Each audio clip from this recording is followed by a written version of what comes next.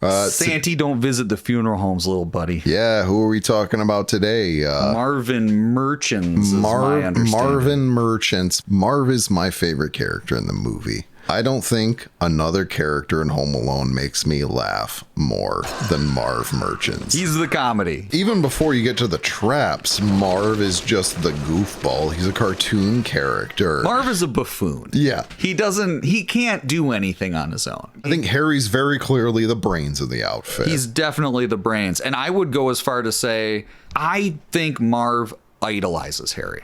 I don't know. They do feel like they have their own independent spirits, though, because you get that scene, the Wet Bandits thing. That's all Marv. Harry doesn't want anything to do with that. He understands why it's not a good thing to leave a mark that ties you to all of these crimes, and Marv does it anyway. And so, despite the fact that Harry does feel like the brains of the outfit and the leader, Marv is still off doing his own thing. Marv is inspired. Yeah. For sure. He's not just a tag along. He's not a lackey. He does have his own agency and his own personality in this operation. I definitely think Harry has been in the game a lot longer than Marv, and Marv is the protege who's being taught how this works, but he's still his own man. Not only is he his own man, but he's kind of a loose cannon. I mean, maybe you got to wonder how many jobs they've done together. We know they've done several because they establish that they are the Wet Bandits. Marv says they're the Wet Bandits. Yeah. And Harry's disgusted. That's the reason that I think that their friendship is more than just colleagues.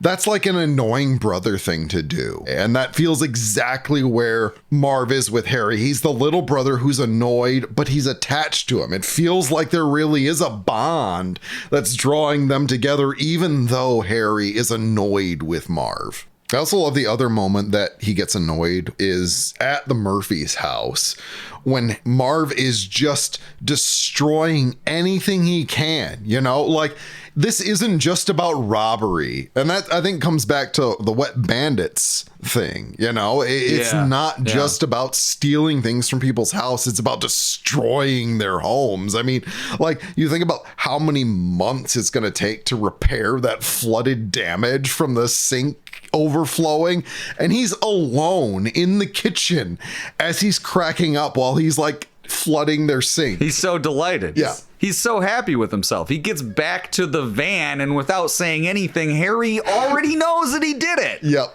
Yeah. It's like, what's so funny? Yeah. He's so amused by that. He's the chaos agent between the two of them. Harry's the professional. Yeah. Harry's like, I want to get in and out. I want to make a living doing this. Yeah. It's amoral, sure, but like, I've got to, you know, it's a business. The persona that Marv is supposed to embody, Chris Columbus talked about him having this like trucker look, those sideburns It's that so come nasty. to a point on his cheek. Like that was Daniel Stern's idea, doing that and then putting the snow globes on the thing. I was thinking about that the last time I was watching Home Alone, how this look of Daniel Stern's took a minute. Yeah. He had to grow this in. Well, and then they gave Daniel Stern the role and his agent asked for more money and they weren't going to give it to him because they were on like a pretty limited budget on Home Alone. And so they cast another actor for it. And he screen tested with Joe Pesci. And the chemistry that was there between Joe Pesci and Daniel Stern just wasn't there with that other actor. And so they ended up paying Daniel Stern what he asked for. And he came back in and you can just tell he brings so much to that role. I remember seeing an interview with him too where he talked about this, but that scene where the paint can hits him in the face, he asked for so many takes because he just wanted to make sure that dumb face looked right when the paint can hit it. I want to get back into the layers of Marv's character and the dynamics of their relationship a little bit. I think I had said earlier that I think that Marv idolizes Harry, and I'm sticking to that because I think despite the fact that he has his own predilections, there's never a power struggle between the two of them. No. I feel like Marv recognizes that Harry is the boss and Harry is in charge, And it's evidenced by the moments of decision when Marv keeps turning to Harry and basically asking for Harry's advice. What are we going to do next, right? He catches Kevin by the pant leg. And he's like, I got him, Harry.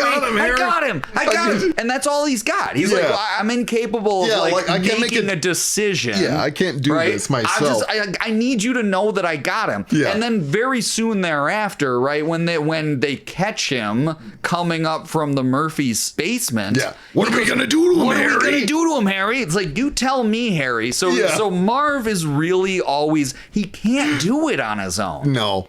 He can't. And there's also the moment where you can really just blow right past it. But there's that moment where they make the decision to rob the house, right? They have realized that Kevin is home alone, and Marv doesn't want to rob the house. He's the one who's like, even with the kid there, I don't think that's such a good idea. And it's like that one time where he he tries to establish his feelings on it. Yeah. And Harry's just like, ever since I seen that house, I wanted it. Yeah. So Marv goes along with him, even though he knows. Well, Marv's the one who knows this is not a good idea. He does this again in the attic scene. Harry is the one who goes out on the wire and he's like, come on, you sissy. And he's like, go out the window. Yeah. Are you scared, Marv? Are you afraid? Yeah. And he is. And with good reason. He basically just bullies Marv into getting slammed against a brick wall. Yeah. So it's this weird duality where it's like Marv is the chaos agent, but he's also the one who